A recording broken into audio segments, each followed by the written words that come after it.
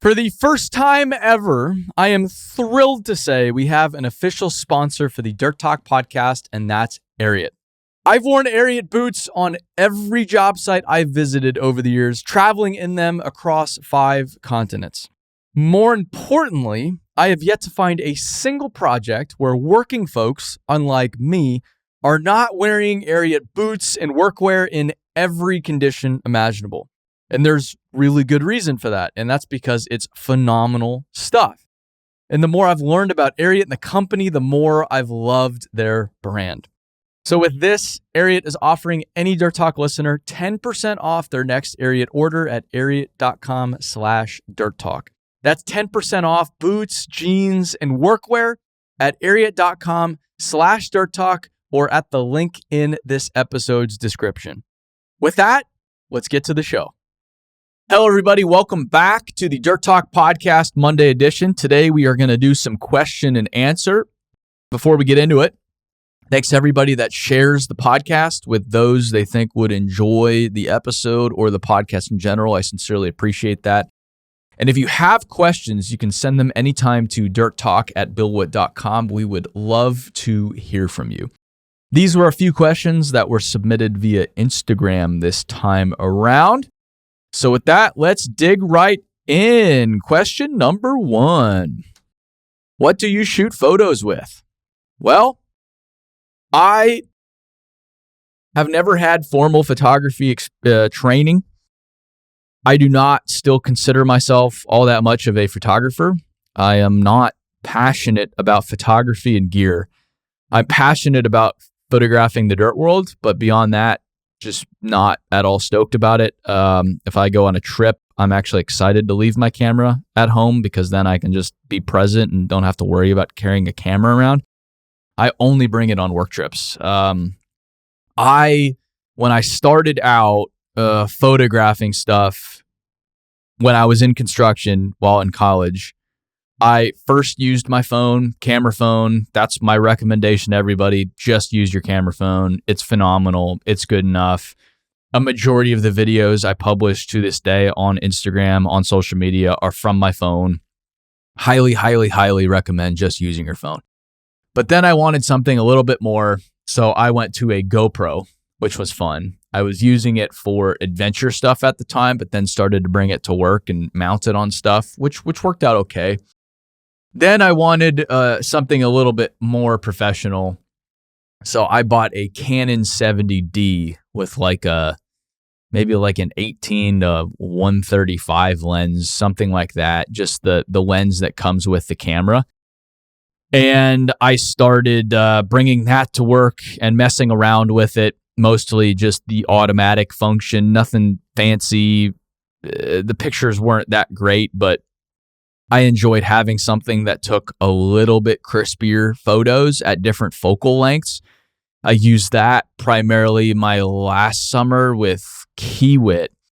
And then while I was also with the Black and Yellow company, my friend had a DJI Phantom 4 right when they came out. And this was before drones were a big deal.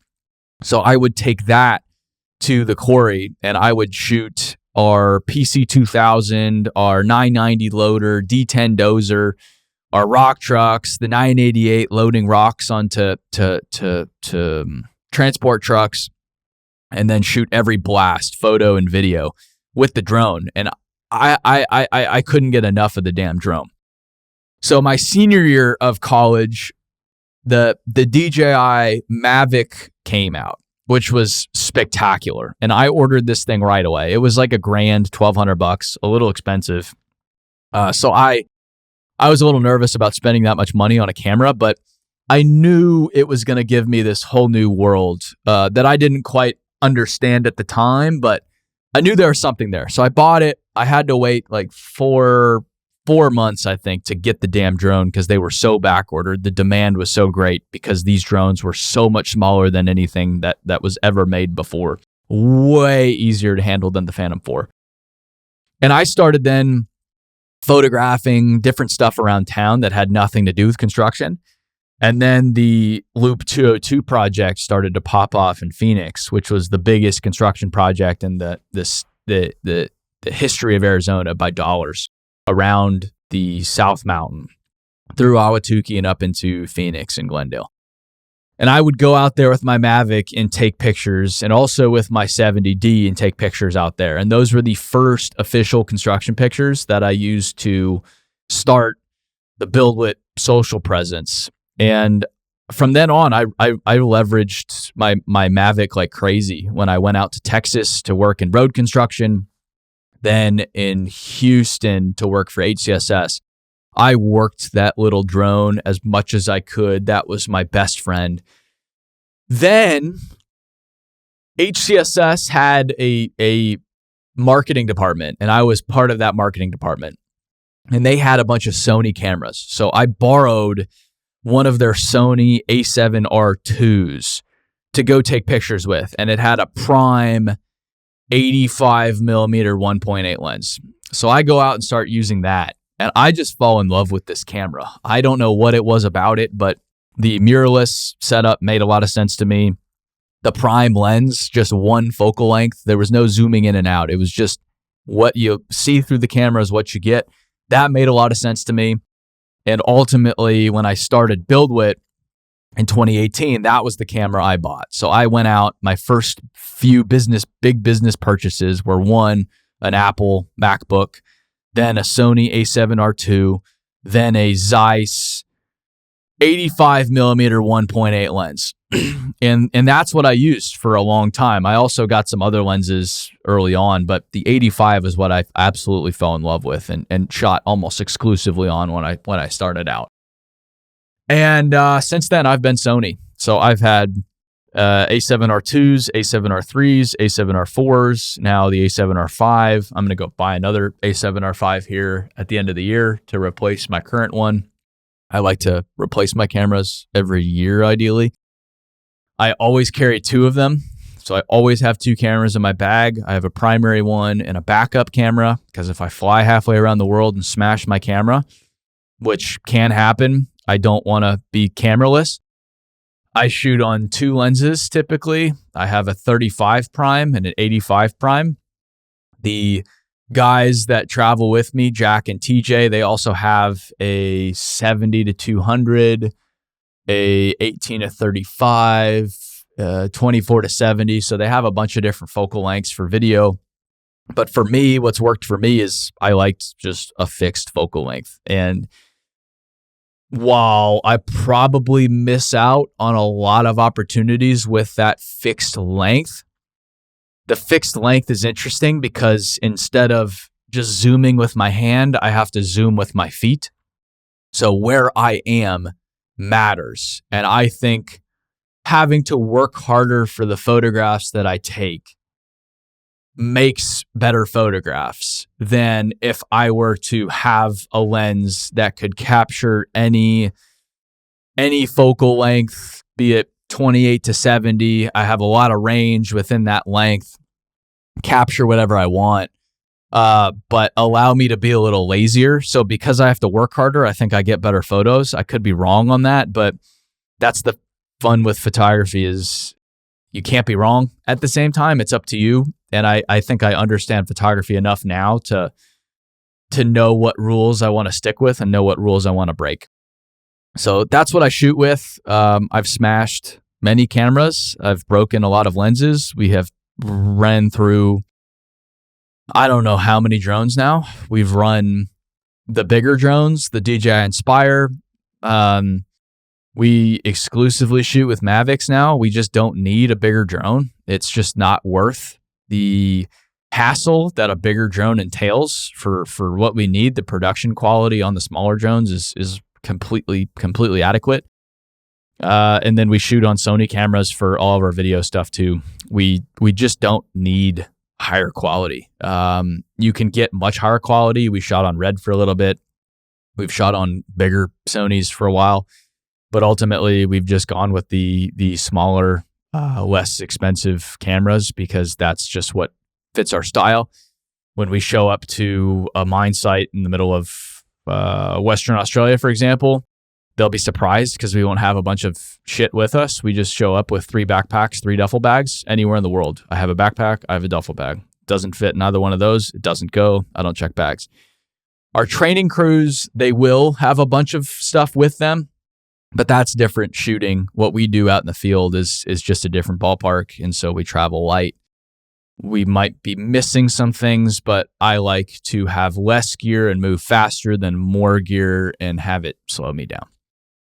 So that is A to Z camera stuff. Question 2.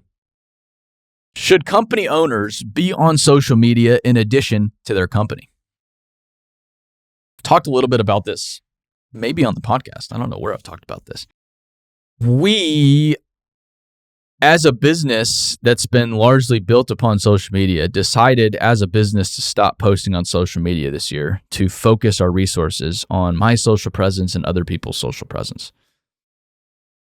I think the biggest brands in the industry right now that are not the name brands that have been around for 120 years, Kiewit, Granite, whoever that is, are the companies, brands that have a leader or leaders that are online with a substantial social presence.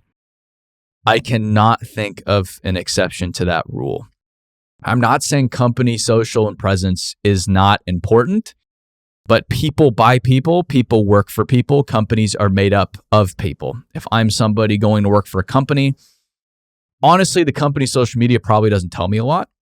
The CEO social media, president social media, vice president social media, that is a lot more interesting to me because it shows me who I'm going to work for, what they believe in. If I'm getting on your ship, I'll do my job, but I want to know where we're going. And if I don't know who you are as a leader, I don't know where we're going as a company. I can't get completely bought in.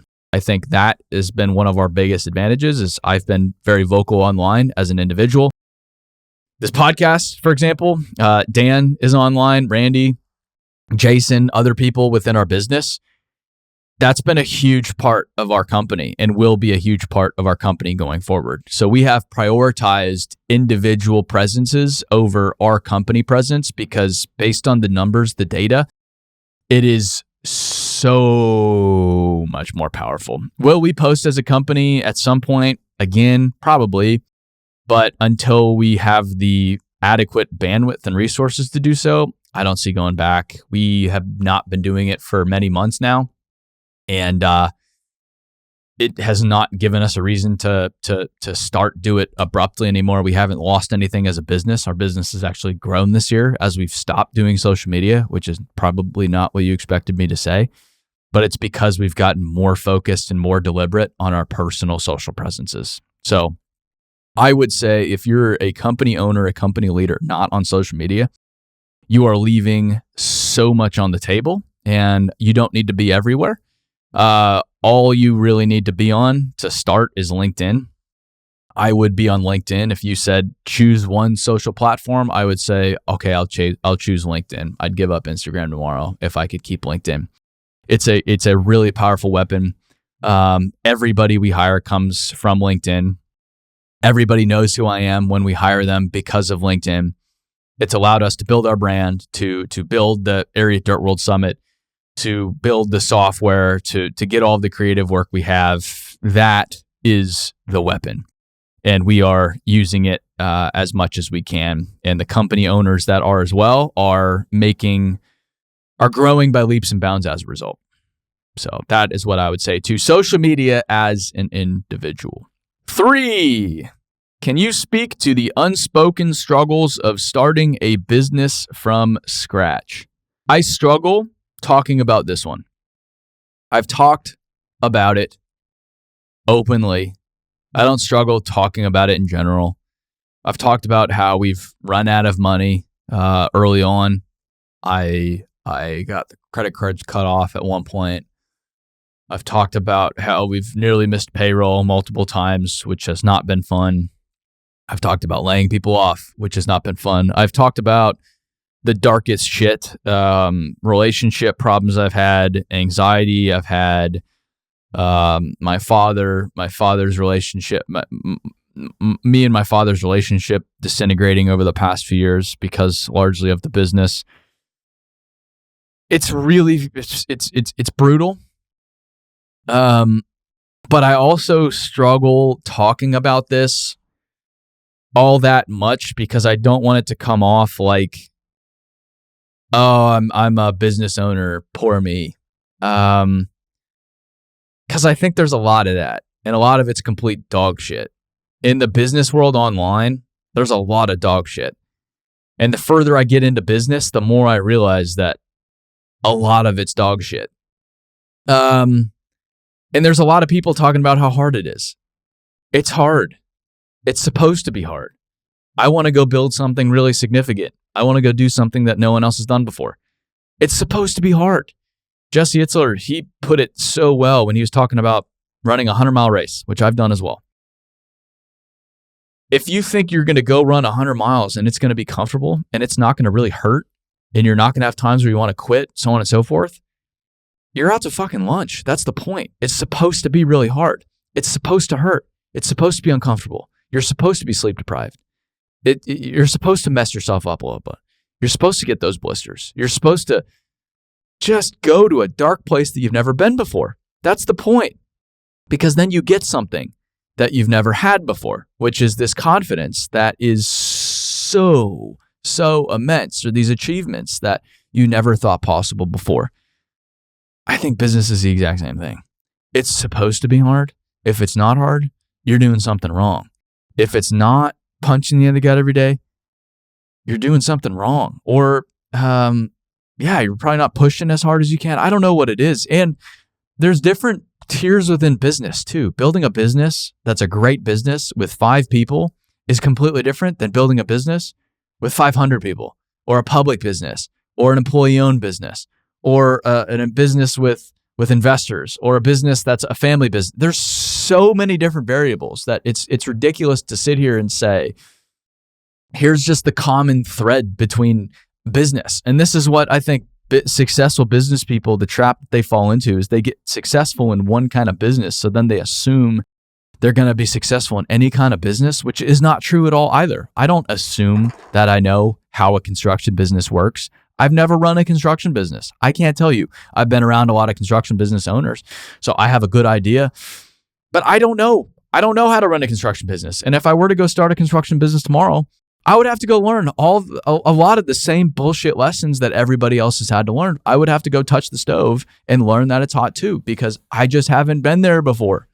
And maybe I can learn a little faster because, again, I have those key people that I could talk to, but it's hard.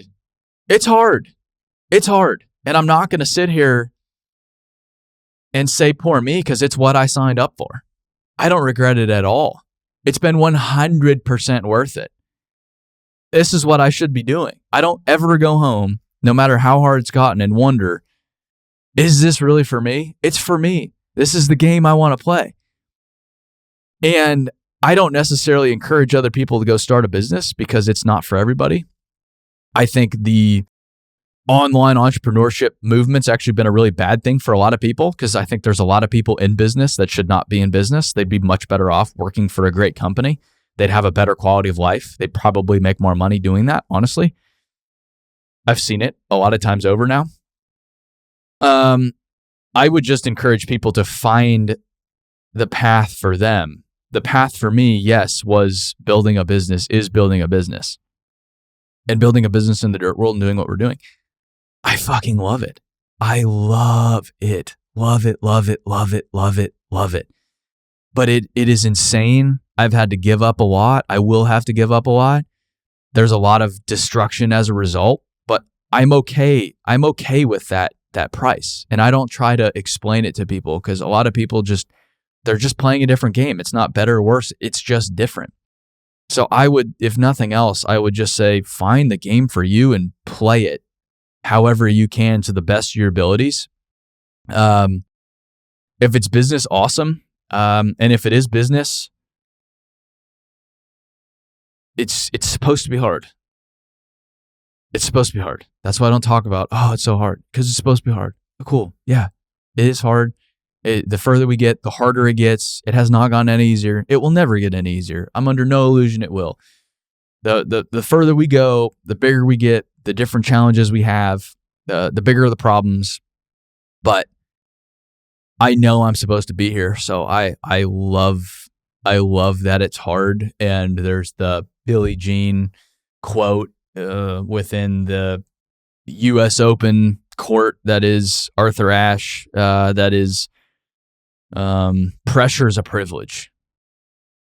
It's a privilege to be here. I'm grateful to be here every day. I remind myself of that, even in those really shitty days. And I'm immensely grateful for the pain and suffering. So that's what I'd say. And also, there's a lot to say for building a business from scratch. That's what I've been doing. That's the path I'm on. But there's also a lot to say for growing a business that's multi-generational. I do not envy people that are multi-generational, stepping into a business that their father started, grandfather started, whoever it is. I don't envy that at all. I would say that's harder in a lot of cases. That's a hard gig. And people give them shit because they didn't do it from scratch. Man, it is not easy. Let me tell you, I've been around enough family businesses to know, and generational businesses to know, that is a hard deal. So anybody that has successfully taken over a multi-generational business, an old business, and has really turned it into something extraordinary, helped it get to that next level, has my absolute respect and admiration, because that is a very, very hard job too. In a lot of ways, I have it easier than they do because I get to just pivot and squirrel around as much as I want. And also, I'm gonna just keep shooting the shit here. I will say that building a business from scratch is supposed to be hard, but there's also things you can do to make it less hard. Like, you're going to have to suffer. I think suffering is essential. But suffering just for the sake of suffering is stupid. And so it's choosing your right kind of suffering. And one of the best things I've done to eliminate a lot of the suffering I see other business owners do is have a great team of people that I wholly trust. A lot of people and a lot of business owners, leaders will say that they have a great team of people. I think everybody will say they have a great team of people around them. But very rarely do I see them absolutely trust those around them. I absolutely trust those around me. And it is an amazing feeling. That's why I'm able to do what I do. That's why I'm able to travel the world. That's why I'm able to speak, do this podcast. That's why I can come in here, talk for a few hours, and not have to worry about my phone at all. And when I get my phone, I probably don't have a missed call. I probably don't have voicemail. I probably don't have missed text messages. I don't need to have those things. I'm the guy, quote unquote. But there's this amazing team that's executing while I'm doing this. And that has made it 100 times more enjoyable and 100 times more effective. If I had just tried to control everything up until this point, we would have gone out of business a lot of times over. I was even talking with somebody the other day. She's in our accounting department. And she was talking about how it was really surprising to her, because she's worked at other companies before, how it was really surprising to her that we share our sales information. We share money internally. So you can see when we sign new deals as a full-time person here, we talk about monthly sales goals. We talk about revenue every year, profit. We talk about it all. And it got really tight for a 2-year period. And it was interesting because we were as transparent as we could have been, probably looking back on it, more transparent than we should have been through that whole process. But I was talking to her about it, and I came to the realization that we would probably be out of business had we not been wholly transparent with our finances. But how unusual that is within businesses to even share finances. I just couldn't imagine doing it any other way. I couldn't imagine being the guy that has the finances, the ledger that no one else has, because then people wouldn't be able to make adequate decisions and execute properly. And again, then I would have to be the guy having to hold everybody's hand. But because it's just one example, but because we're open financially, I did it because it just seemed like the right thing to do early on. I didn't know any better. That was me being naive and ignorant. It's not me being this brilliant businessman, but it's worked out to be a brilliant business move because it's allowed people to get on board, to row in the same direction, and to get us to where we are now, which is 100 times better than we've been in the past. So that was a very unclear answer as to starting a business from scratch and some of the struggles I've experienced, but that is my 2 cents on that. Finally, what is the biggest blocker in adding technology to the job site? I struggle with some of the trade shows and industry technology, so on and so forth, because it's the focus is all on the technology, equipment, whatever it is. And I think it all leaves out the most important piece.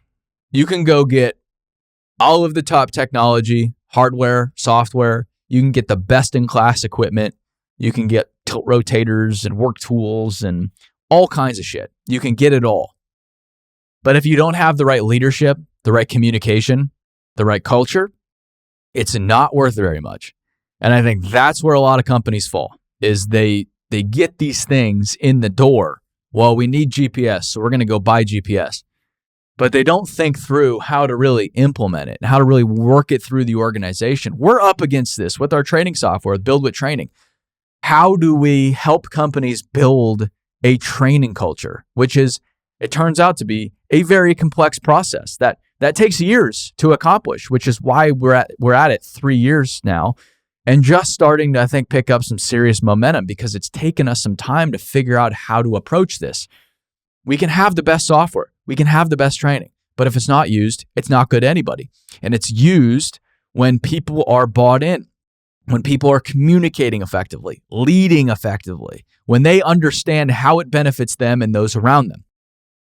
So I would say the number one blocker in adding technology or just changing anything on a job site or a company in general is communication and leadership. Explaining the why and having people bought in so that they can help you execute it without it just, hey, we got new GPS, you go figure it out. It's not going to be successful if that's the case. So that is why we focus so much on leadership. That's why there's hundreds of leadership training videos on Build With Training for that reason. That's why we have Build With Connect talking about leadership and change management every week. That is why we have an entire event now, the Area Dirt World Summit, dedicated to leadership, is because that is the single biggest thing that I think a company, a team, the industry can do is develop leaders. Because if you can develop leaders, then you can implement that change. You can bring that company, that crew, that project, whatever it is, into that next generation, overcome that skills gap that we're seeing right now, and ensure that we can build that infrastructure for society long term. So communication, leadership. I say it 100 times over because it's been said 100 times to me over. That is the number one thing I focused on as a leader, as a business owner, as a man over the past 10 years, especially over the past 5 years. And thank God I have, because I am so much better off for it. So I would focus less on the technology, less on the equipment, and more on the leadership, the communication, explaining the why, getting buy-in. If you get that, you will get everybody on board and be able to implement that technology effectively. I by no means have this figured out. We struggle with this internally nonstop. Like any company, this is a struggle for any team, any company, anywhere.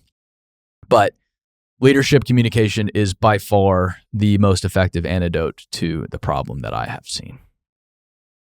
So that is today's question and answer session. I appreciate these questions. Hopefully you found some of that valuable. Again, if you have questions to submit, send them to dirttalk@billwood.com. If you want to support us, you can shop our store, dirtworldstore.com. All of the money goes to making the store better. It does not go to buying me a new boat. We've got stickers, hats, shirts, calendars before the end of the year, even into the beginning of next year. Stock up now, dirtworldstore.com. And with that, see you in the next episode. Stay dirty.